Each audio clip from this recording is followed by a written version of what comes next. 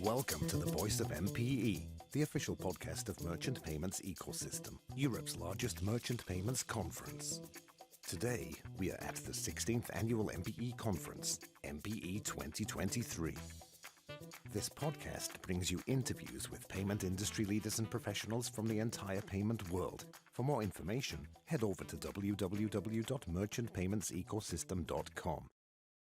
In this episode, we will be talking about reinventing the in-store checkout experience with SoftPOS technology with our host, Mark McMurtrie. Good afternoon. My name is Mark McMurtrie. I'm a director of Payments Consultancy Limited and also an ambassador for the Payments Association. It's my pleasure to be moderating this MPE podcast on the topic of reinventing the in-store checkout experience with SoftPOS technology.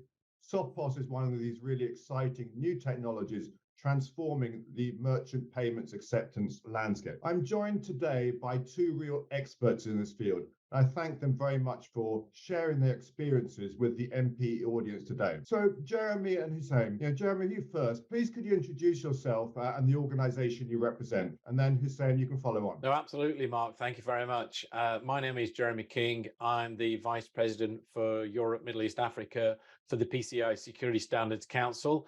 And we are the body that generates and manages standards that try to protect payment data, however it is used, wherever it is used globally. And certainly the area of SoftPOS and mobile payments is one of particular interest to the Council.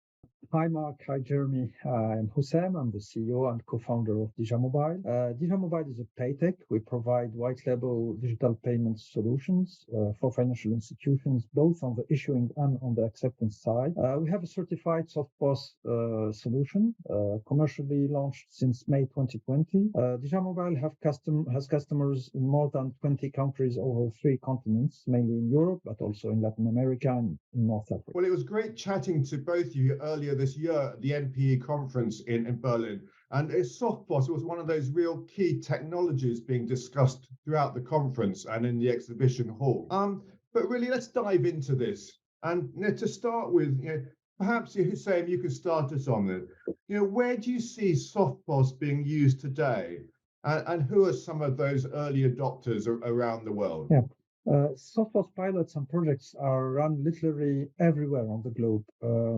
Regarding dejamobile, we are currently running 20 plus SoftPOS projects with our customers, who are mainly acquirers and payment service providers in Europe and Latin America. And all merchant segments are involved in those pilots, from small micro merchants up to large retail chains. So there's no specific merchant segment, implementing SoftPOS technology more than another segment. It's really it's a technology deployed all across merchant segments and in several countries all over the globe. Jeremy, where are you seeing it being used? I think just a little bit of recap, if I may, first. From the Council's perspective, we started getting involved in mobile payments back in 2018 when we first launched our SPOC standard, secure PIN entry on commercial off-the-shelf devices. And really for us, this was the first time that we'd moved into a position where we were wanting to try and enable merchants who didn't have a fixed location to be able to accept the payment on a mobile device or a tablet. And I think that initial thought that it was going to be for small merchants at events or fetes or festivals to be able to take payments was the real driver. I think from that, the wider merchant base really began to see the opportunities it could bring in all environments. And I think, as Houssem said, it's not just restricted to the small merchants now. I think any merchant sees that actually to have a way of being able to take a payment on a mobile device has a lot of benefits benefits. So especially for sort of busy merchants, do I need to have this great big queue at the cash desk, or actually can I now start giving my sales staff a device that can accept payments around the store? So as I go around to a merchant location and I'm trying on a new shirt, I do apologize, a new shirt or a new suit, and thinking, yeah, I actually look quite good in this, then the sales assistant could say, well, would you like to buy that now, instead of having to queue? And I'll be like, yeah, I can do that. So it is enabling payments in a secure way. It's a change of how that process takes place, but fundamentally, it's about wanting to ensure that we can provide through our standards a way for a merchant to be able to take a payment securely using a mobile device. And that's one of the really exciting things from our side. The same as when your discussions with retailers, they'll be stressing to you about the customer experience. Tell us how SoftPOS can help improve that in-store customer experience. So today, consumers are willing to use their preferred personal device. This means their smartphone for shopping and payments. Okay, and they're also looking for fast and convenient payment options in store. This is brought to them today thanks to the generalization of contactless payments, obviously. Just to take the example of France, in 2021, contactless payments represented more than 65% of all card payments and more than 70% of card payments below 50 euros. So this is really becoming massive. And on the other hand, merchants, in particular large retail chains, need to introduce more fluid checkout experiences. For example, as Jeremy said, in order to avoid those long lines that we notice at the cash desks, particularly on peak hours or peak seasons, retail stores are willing to equip their salespersons with professional devices, let's say smartphones or professional tablets, allowing them not only to use those devices in order to advise and guide the consumers in their choices of products and goods, but also allowing salespersons to accept card payments on the spot for seamless checkout experience for consumers. So this is really a queue busting example. Exactly. This is a queue busting example. But I think I've also heard from you, Houssem, before how the sales assistants can use SoftPOS as part of assisted selling, to upsell, customers. Yeah, you're right. Because again, when you have this contact with the customer in store, of course, your objective as a salesperson is to transform it into a real revenue, a real sale, and to avoid also, let's say, this risk of having consumers coming to the shop just to see the products and then going out and shopping online. So having the capacity to convince them on the spot and finalize the sale and take the payment on the spot is a really a must today to improve also the revenue of the stores. In the payments world, it's critical to have clear standards and international standards to drive through adoption. Jeremy, can you start us off with talking about the new PCI MPoC standards and really how that's going to help drive forward this new technology adoption? No, absolutely. And you said that quite correctly as you were introducing it there, Mark, that having a global standard is essential. So when we're looking as the council to introduce new areas, and mobile payments is a brand new area, we really rely on the help and the support that the brands can provide by being able to manage a pilot within their own process and being able to have that within a managed risk environment to see, does it work? Is it going to be secure? And from that, we were able to then build and develop our mobile payments on COT standard, which really covers all the different options available for accepting a payment on a mobile device. That actually took quite a time to be able to fully develop and release. In fact, we only released it at the end of 2022, after probably taking about 2+ years through that process. And also we could see from the pilot that actually in the field it was working well. It looked like it was providing customers what they wanted and merchants what they wanted. We were confident with the security. And so the standard now enables this to be rolled out globally. Now, what happened after we launched the standard in November was we also then had to go through and begin training our laboratories. And at the MPE earlier on this year, we were still in that phase. Now we're getting through that. Our evaluation laboratories are concluding their training. They're getting to the stage where they're now approved to undertake the assessments. And so now we're beginning to open ourselves up for business, and the vendors, and there was quite a few at MPE this year, which was really exciting to see, are now in a position where they can start putting their and submitting their solutions through for evaluation. What this means is then it's going to enable us as the council to be able to list those approved solutions on our website, and then merchants who are wanting to use this can visit the website, can see that it's been evaluated, can see that it's now approved, and can have confidence that yes, actually this is going to give me what I want and is still going to maintain the security of that payment, and my customers can have confidence in using it. And that's the win that we're really seeing and we're really wanting to drive forward. So as a supplier, how have you found working with the previous PCI standards been beneficial and helpful in becoming MPoC certified? So first of all, as just to stress the fact that PCI MPoC standard will really remove all the barriers or restrictions we are facing today in order to generalize the service, because in the current situation we are facing some limitations. On the one hand, with PCI CPoC, we are not allowed to use PIN entry on the mobile device. So this is, of course, restriction, because we cannot deliver all the use cases, in particular payments over the contactless payment limit, for example, 50 euros here in France. On the other hand, of course, it's very useful to have the pilot specifications from the payment schemes, such as MasterCard, Tap on Phone, and Visa Tap to Phone, because those specifications do include PIN entry on glass. So we are able to deliver all the use cases, payment use cases, take payments, whatever the amount is, but we have limitations, and our customers, acquirers and PSPs, have limitations in terms of number of merchants they could include in the pilot. So this situation today is preventing them, so our customers, acquirers, PSPs, to generalizing the service to all their merchant customer base.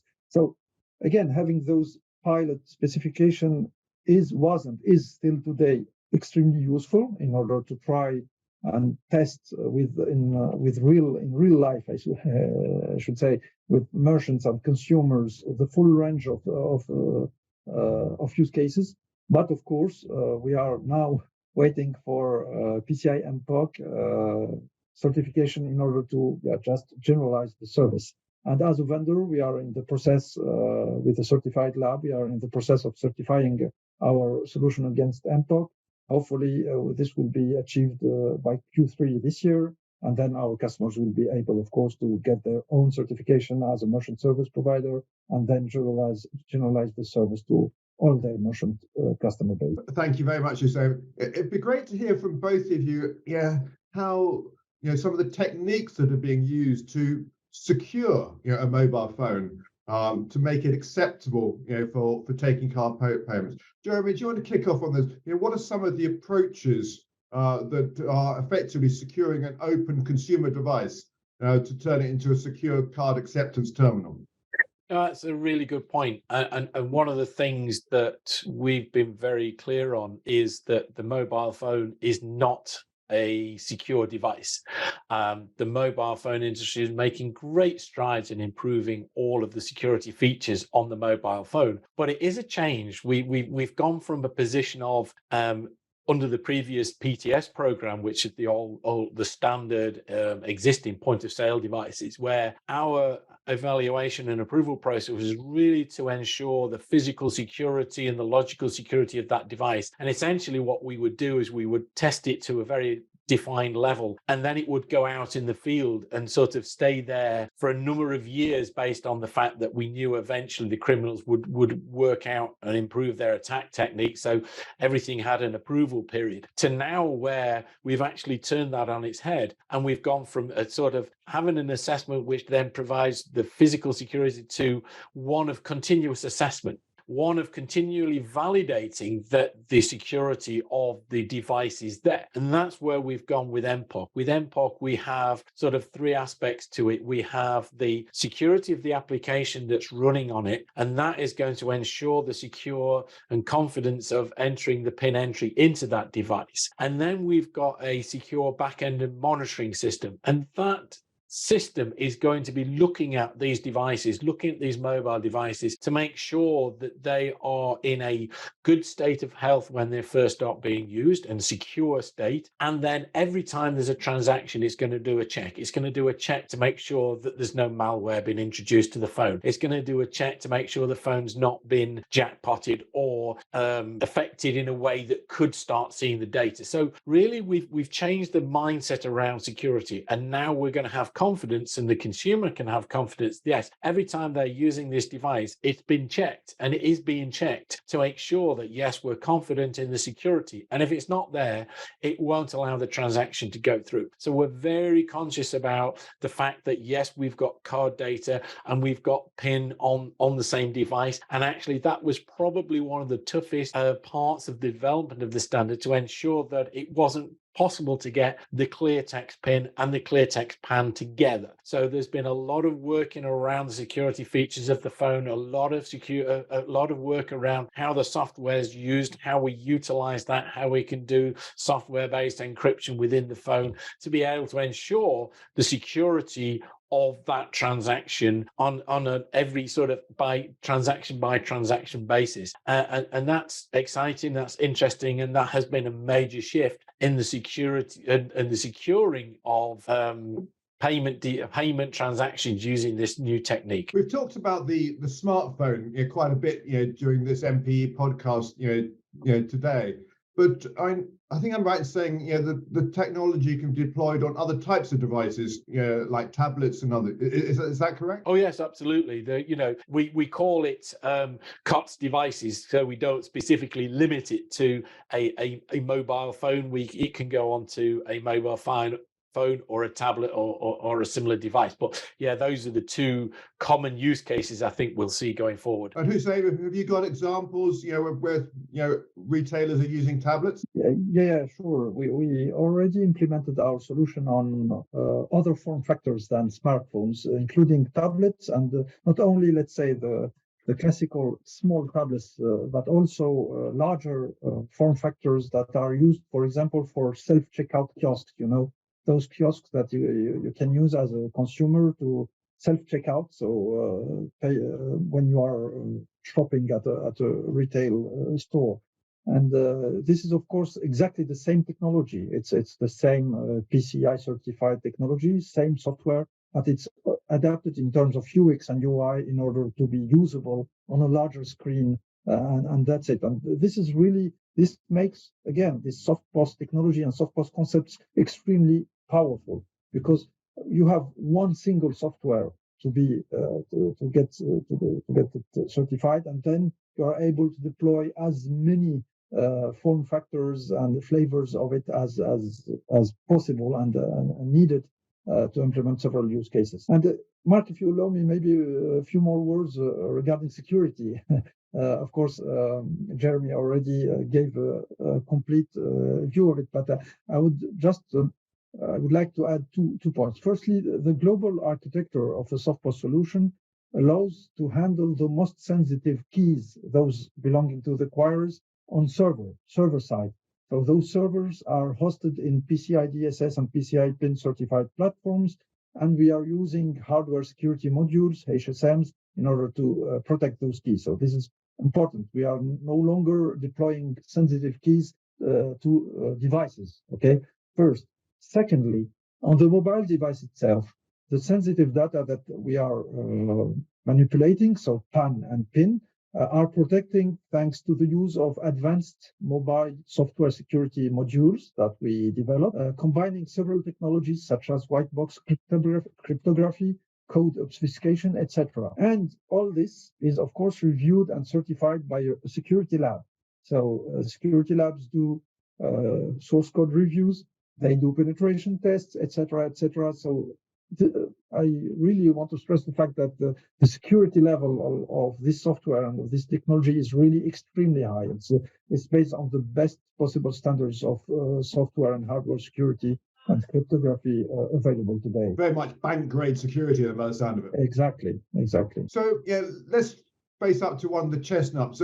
So where do you see SoftPOS going? Is this going to be the end of traditional terminals? How do you see this playing out? Jeremy, what's your thought? Because is this the end of your PTS standards? I think not. No, I think that there's going to be horses for courses. I think that in certain circumstances, there still very much is a need for a standard traditional PTS device. And if I think of a multi-lane retailer where there is a lot of transactions going through, the one good thing about the standard PTS devices is actually they're very robust. They are built for taking a lot of transactions. So it's finding the right solution for the right place, and also in that sort of environment, having a mobile one, it doesn't really offer many the benefits, this sort of being able to move it around, being able to bring it to the customer, being able to provide other services as well, means that you want it to fit into the right environment. So actually, I think there's going to be a mix. I think you may find that some stores may still keep some PTS devices because there is a good need for that, but also to enhance that by having these mobile payment devices as well really means that the customer is going to get the best experience from this, and they'll find that it'll meet their needs. So I expect it to really appear, to be a complete mix of use cases around the world, and will be interesting. It's going to be really exciting to see how these solutions are deployed, where we start seeing them, and how it develops further going forward. Houssem, would you like to add to some of those points Jeremy's made? No, I totally agree with Jeremy. I think there will be, of course, a mix of, let's say, PTS devices and SoftPOS enabled solutions in the same stores. And the question is more about extending the capacity of accepting payments within a given store in different configurations. So you will still have let's say, the existing cash desk, registers with probably existing, cash registers and PTS POS devices attached to them on the one hand, and on the other, multiple spots, let's say, of acceptance, mobile spots, pop-up stores, etc., within the same shop. And for those configurations and use cases, probably SoftPOS will be a better option, and will be, of course, used in again under various form factors, going from smartphones to big tablets, as we already discussed. I'm very aware that most of the adoption of SoftPOS technology has been used on the Android devices over recent years. But you mentioned there about expanding the potential for payments acceptance, and we must discuss now Apple, because that really is an expansion, them deciding to enter this technology, bring to market iOS versions. What's your thoughts on the impact of Apple, coming on board with SoftPOS technology solutions? Okay, so definitely this will help the ecosystem to generalize SoftPOS based services for sure. As a vendor, we'll be able to propose exactly the same SoftPOS service, regardless the operating system chosen by merchants for their devices. So the value proposition from us as a SoftPOS vendor will be more appealing, since our offering will not impose the use of Android operating system to merchants. And on the other hand, of course, Apple is a powerful brand. So we all know that when Apple enters a space and adopts a technology, immediately this gives the said technology better exposure and let's say better credibility for the general public and for merchants, obviously. So definitely for us, it's a good news that Apple is now entering the game and generalizing the technology to their own devices. Jeremy, any other thoughts from your side? No, I totally agree. I think the more that the all of the different mobile phone vendors buy into this, provides a wider range of solutions that can then be evaluated and approved, which will give the merchants and the vendors of the solutions more choice. So I just see it as a positive. So let's take us back to 2023, whatever, the new MPoC standards. Jeremy, you talked about the labs, getting ready for the things. How do you envisage the next sort of 12 months, playing out as far as MPoC and SoftPOS and things? What's the timeline? What do you expect to see? What are the key things being worked on? I think it's going to be a crazy busy period. I think that certainly, as I've found out from the last couple of years of attending MPE, that there has been a real strong level of interest within the community at the event in the mobile payments, and certainly for us, we've been trying to get all of the I's dotted and the T's crossed of the technicalities. It was a very challenging standard because it brought in all the different variants of mobile payments into the one standard. So it took us a little while to get there. And then we've had the time of this year to be able to get through and get the laboratories trained and approved. I'm really happy we've now got a list of 4 different laboratories on our website who were all approved. And I know there was a backlog of work from the vendors such as dejamobile, who were, for want of a better word, an English expression, chomping at the bit to get started, because they really see the potential for this. So I think we're going to get a lot of products coming through very quickly that will be there because they've probably been going through the pilot and now they want to get that global approval. So there's going to be products coming through. Hopefully it's not going to be too long before we're starting to see the first 2, 3, 4, 10, 20 solutions listed, and then I think it's going to take off. So it's a busy period as we start getting the products into the laboratories. The laboratories can get that evaluation done, and then we can start listing them and we can start using them. Houssem, how do you see the next 12 months? Oh, I totally again agree with Jeremy. It's really busy year. So in parallel, we are of course doing our MPoC certification.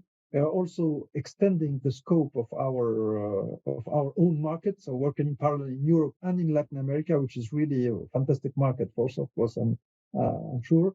And of course, helping also our customers, acquirers, PSPs, to learn how to go to the market with this new technology. So this gives us a lot of work to do, and we are really happy to be one of the, let's say, the pioneers of this new technology, because we think that this will really help all merchants to get better services and enable more use cases, and also make the consumers happier when they shop, because they will definitely be avoiding long lines and enjoying their shopping experience with modern technology and again, seamless checkout experiences. So really excited about this year and I think the coming years in terms of deployment of SoftPOS enabled services. Well, thank you both very much for sharing with us some of the thoughts around how SoftPOS technology can improve the in-store checkout experience, the role the MPoC standard is going to play on that. It sounds like it's going to be a busy couple of years coming up, but an exciting time ahead for the expansion of payments acceptance, both merchants out and about, but also for enterprise merchants in store. Jeremy, is there a final thought you'd like to leave us with, and then we'll finish off with Houssem after that? Yeah, absolutely. Anyone who's thinking about either developing a solution or looking to use an approved product, it's all available on our website. So please go to the PCI website, and all of the standards are there, all of the listings of who's approved laboratories. So you soon, hopefully, fingers crossed, will start seeing the approved products there. And yeah, let's go for it, because it is an exciting time coming up. Yeah, my final word is for merchants. So you can now trust this technology. As Jeremy explained, it will be approved and certified.